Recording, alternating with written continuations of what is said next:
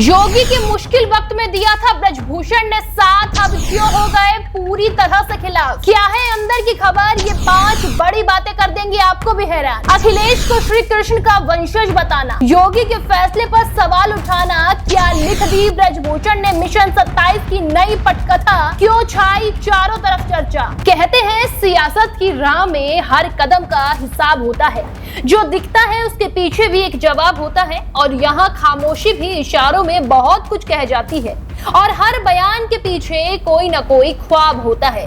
दोस्तों, ये बात अगर ब्रजभूषण के लिए कही जाए तो गलत नहीं होगा, जिसकी वजह उनके सिर्फ बयान नहीं बल्कि उन बयानों का समय और उनका अंदाजा है।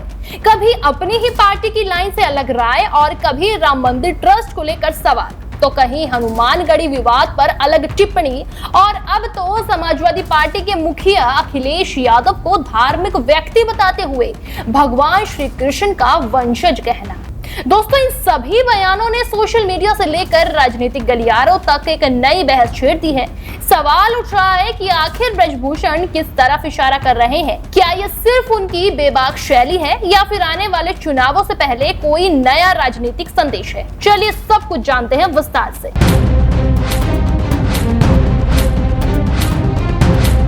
सबसे बड़ी बात ब्रजभूषण और योगी के रिश्तों की है, क्योंकि दोनों का नाता आज का नहीं है, बल्कि दोनों ही गोरखनाथ पीठ के पूर्व पीठाधीश्वर महंत अवैधनाथ के शिष्य रहे हैं। संसद की वो तस्वीर भी आज चर्चाओं में है, जब भाषण के दौरान भावुक हुए योगी आदित्यनाथ के पास सबसे पहले ब्रजभूषण पहुंचे थे।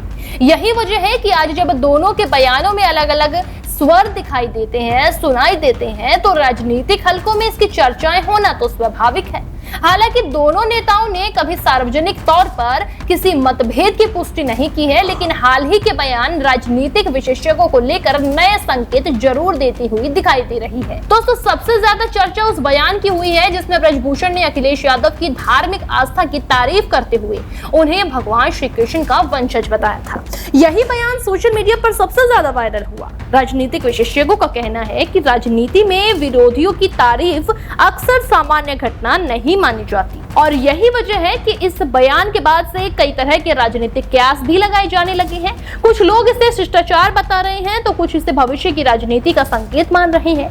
हालांकि इन सभी चर्चाओं पर ब्रजभूषण या फिर बीजेपी की तरफ से कोई आधिकारिक टिप्पणी सामने नहीं आई है। और सिर्फ इतना ही नहीं, आपको बता दें, पिछले कुछ महीनों में ब्रजभूषण के कई बयान चर्चाओं में रहे हैं।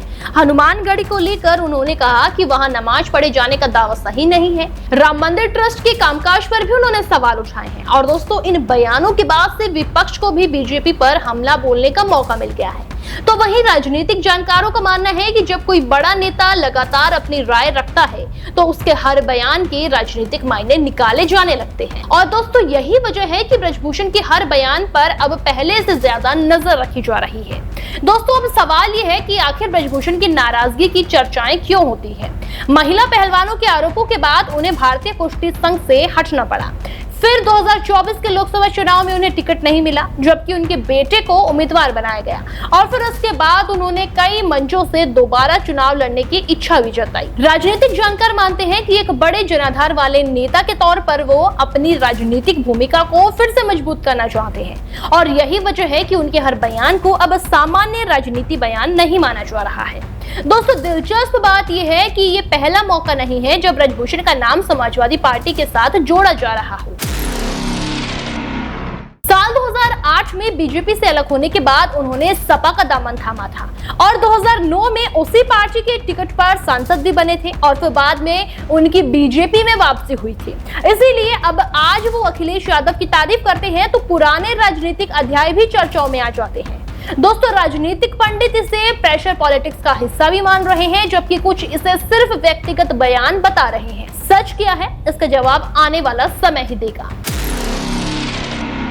सबसे बड़ा सवाल यह है कि क्या ब्रजभूषण सिर्फ बेबाक नेता हैं जो बिना लाग लपेट के अपनी बात करते हैं? क्या ये सिर्फ बीजेपी पर दबाव बनाने की रणनीति है, या फिर मिशन 2027 से पहले उत्तर प्रदेश की राजनीति में किसी नए समीकरण की नींव रखी जा रही है? लेकिन फिलहाल इतना जरूर है कि ब्रजभूषण का हर नया बयान अब सिर्फ एक बयान नहीं, बल्कि उत्तर प्रदेश की राजनीति में चर्चाओं का बहुत बड़ा मुद्दा बन चुका है।